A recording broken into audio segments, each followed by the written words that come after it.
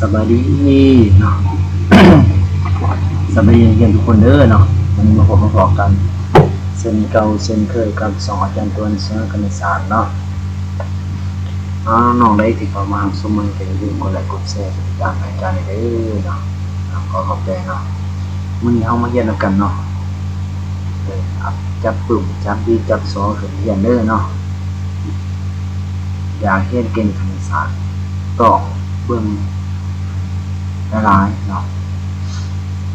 วันนี้อาจารย์จะพามาแกะบทฝึกหัดเนาะวิชาคณิตศาสตร์ชั้นม .4 บทที่ 3 การหารตัวผลเนาะข้อที่3จำนวนก็คือข้อ1เองเนาะมันบอกว่าจงปฏิบัติการหารทั้ง2แบบเนาะแสดงว่าให้ปฏิบัติการหารทั้งแบบที่1คือแบบการหารแบบทั่วไปและแบบที่2คือการหารแบบสิ้นเทียทีเนาะเข้ามาเบิ่งแบบที่1เนาะมาเบิ่งบทแกะเลยเนาะที่1ข้อที่1แม่น 3x กำลัง2ลบ 5x ลบ2หารให้อันนี้หารเด้อหารให้ x ลบ2มาเบิ่งแบบที่1แบบทั่วไปการหารแบบทั่วไปแบบทั่วไป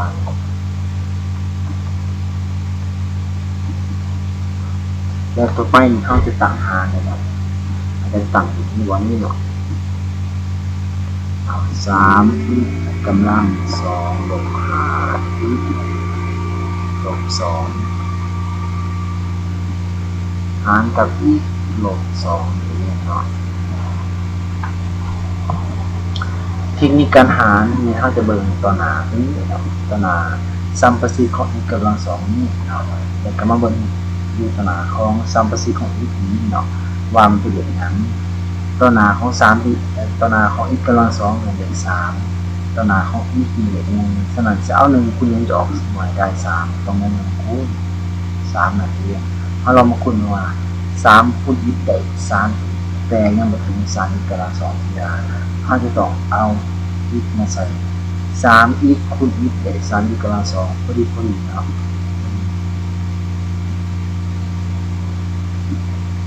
เอา3คูณ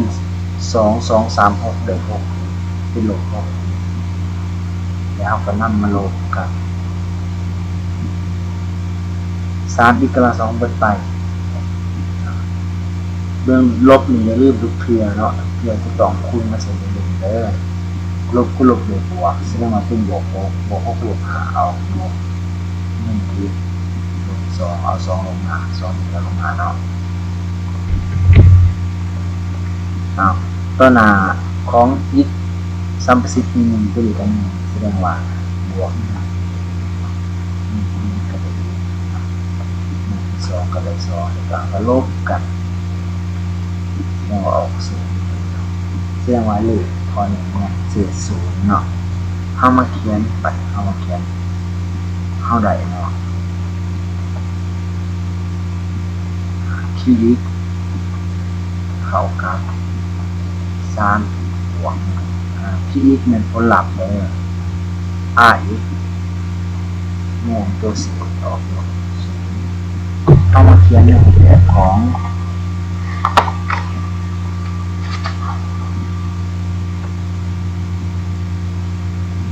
เขาผลนะครับเขียนในแบบของคือ a เท่ากับ b คูณ q บวกกับ r เข้าก็จะได้3x กำลัง2ลบ 5x ลบ2เท่ากับ x คือ x ลบ2 x ลบ2ที่ x เนี่ย 3x บวก1อ่านสูงก็จะบวกกับ2ตัวแล้วนะครับอันนี้คือแบบที่1ต้องมาเบิ่งแบบที่2นี่กันแบบที่2นี่มันแบบการหารแบบสิ้นเทียทีเนาะการหารแบบสิ้นเทียทีน้องๆได้ยังบ่ทันได้ก็สามารถเข้ามาเบิ่งคือได้เนาะบทเลขของเฮาแม่นอา การจะเขียนมาที่3 x กำลัง2ลบ5 x ลบ2หารกับ x ลบ2นี้เนาะการหารแบบซินเทติกแม่นเฮาจะนำเอาสัมประสิทธิ์ของตัวเรียนมาเขียนเนาะสัมประสิทธิ์โดยเขียนจากกำลัง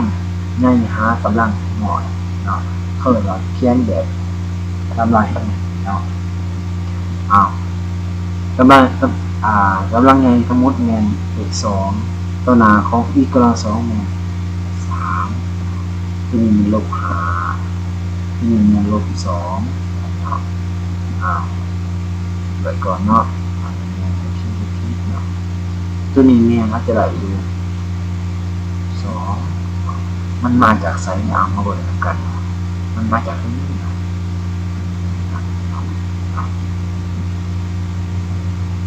เพิ่นจะว่าx ลบ2นี้เอามาเท่ากับ0แก้สมผลธรรมดาเนาะ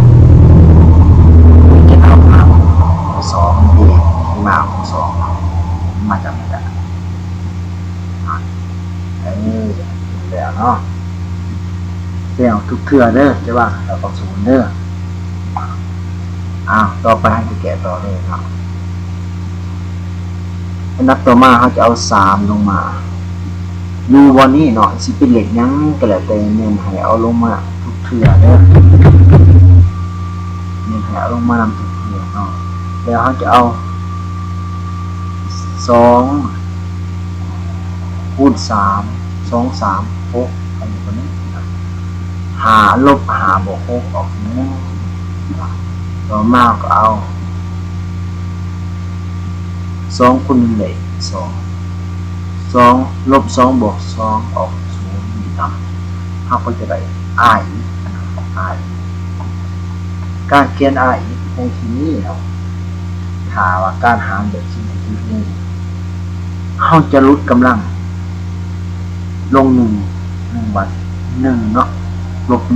1แสดงว่ากำลังในสุดของเราอยู่ใน ax แม่นกำลัง2เนาะกำลัง2นี้เวลาเราเขียนเราก็เขียนกำลัง1คือ3มาจากนี้อีกกำลัง1แล้วก็บวกกับ1แล้วอีกกำลัง0ออก1แต่ r x ดี r x ก็เท่ากับ0เขียนขึ้นถ้าเขาจะได้3x กำลัง2ลบ5x ลบ2เท่ากับ x บวก x ลบ2คูณ x 3x บวก1เนาะเพื่อเป็นอันเสร็จสิ้นสำหรับข้อที่1ต่อไปให้ตรงเป็นข้อที่2หวังว่าน้องๆเข้ากับสุขเข้าใจเนาะสำหรับข้อที่1นั้นมาเบิ่งข้อที่2กันข้อที่2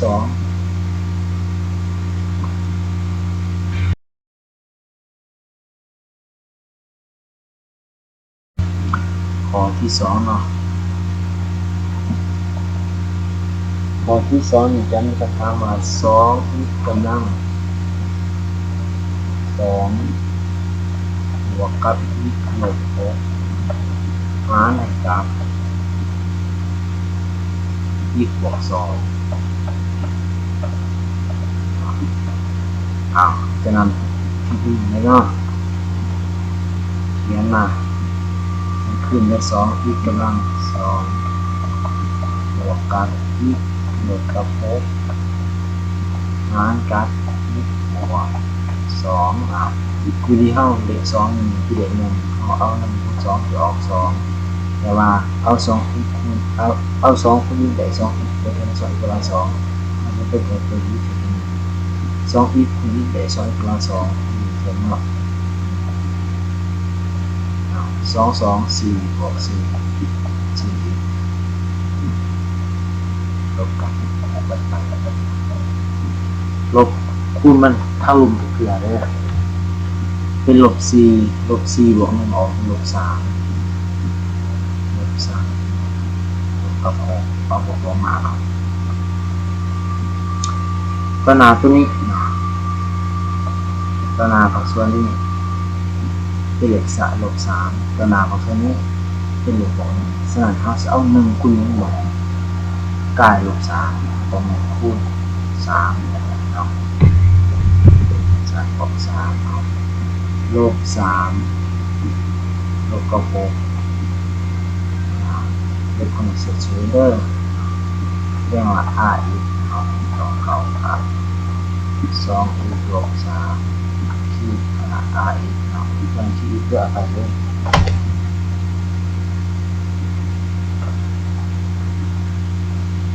r อีก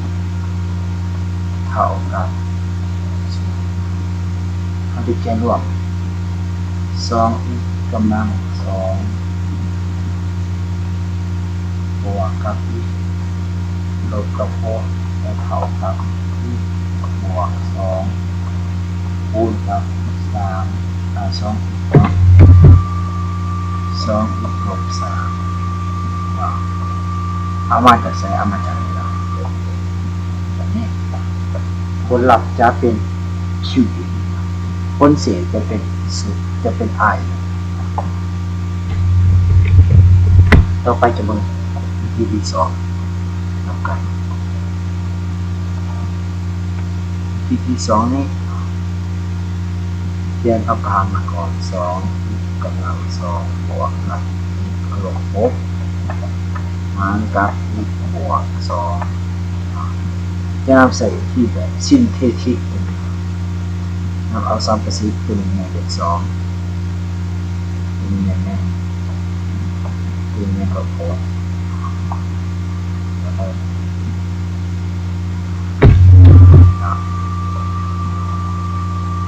ที่นี่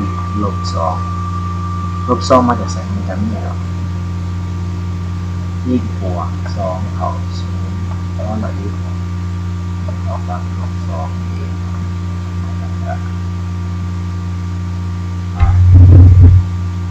ต่อไปเพื่อจะเอาเลขตัวหนาลงมาลง2แล้ว2คูณ2 2 2 4ลบ4 1ลบ4ออกลบ3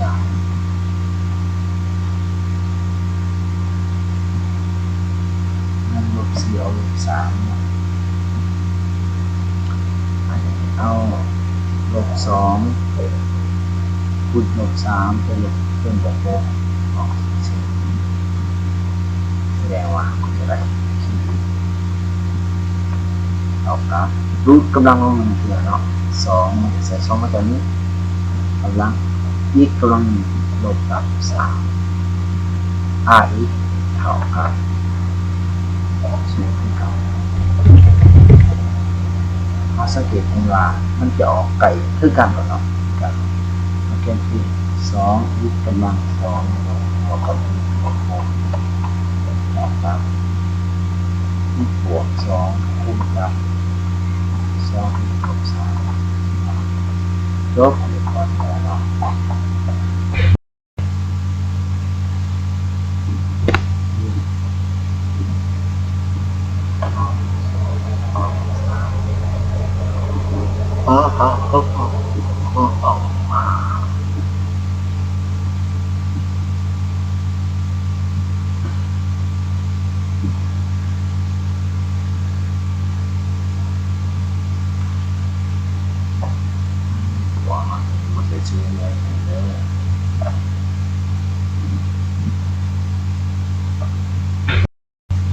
ตอนนี้ก็เสียชีวิตไม่หมดเลยไทยเนาะดินเลยเนาะเป็นมีการเป็นตัวหมดก็สาวเนาะถ้ามันสาวเนาะยอมแม่ออกไปแล้วขึ้นจอคือบวก10ลบก็สาวเนาะ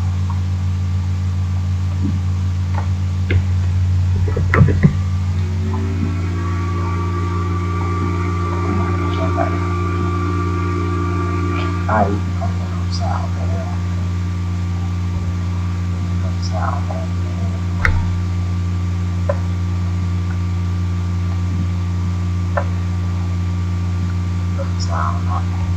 จบไปสำหรับข้อที่สี่เนาะไปเดี๋ยวมันข้อที่ห้าแล้วกันนะครับถามว่า3xกำลัง2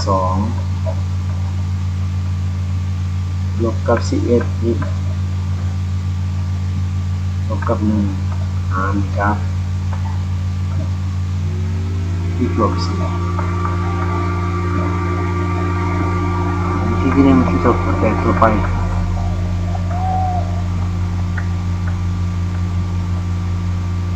ฝากมา 3x กำลัง2ลบ11x ลบ1หารกับ x ลบ4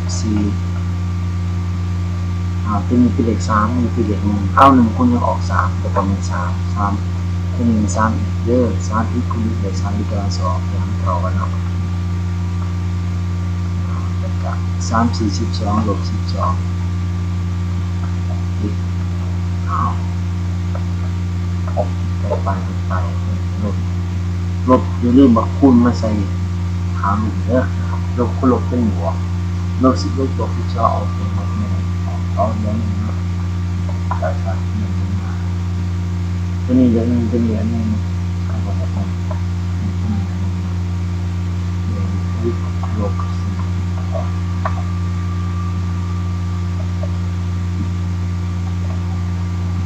จะได้ลดไปแล้วลบ4ลบ1ออก3ออก3เนาะเรื่องอะไรของออก3เนาะชีวิตฉันคือชีวิตเข้ากับ3ที่บวก1 5x เข้ากับ3แล้วเบิ่งแบบซินเทติก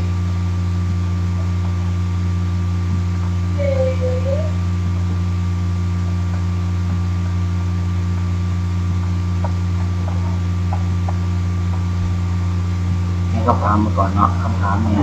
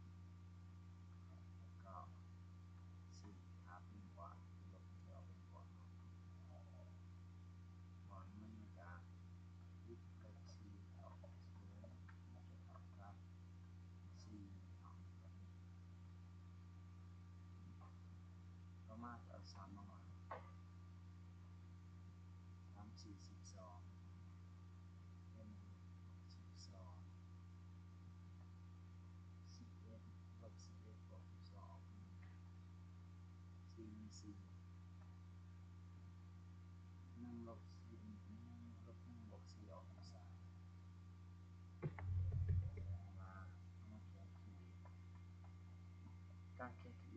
จารุดพลังในสุดตัว2 3บวกกัน5x จะเท่ากับ3ถ้ามาเขียนแบบของเอากดเนาะเอาก็ดีบวกกับ r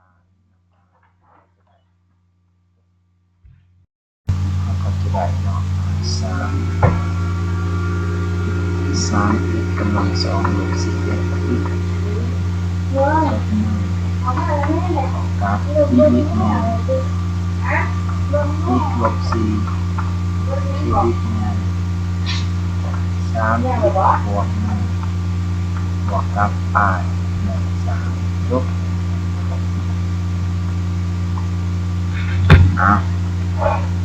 ตาเลยสมัยก่อนเนาะเอาหมอนก่อนที่หาก่อนมันแปลงหน้าแก่ขึ้นมาอีกเนาะแก่ต่อน้อง นอกได้ก็มากันเป็นคนละบทแสดงตามกันเด้อเนาะอาจารย์ก็สิพาคิดว่าสิก่อนเนาะขอบใจ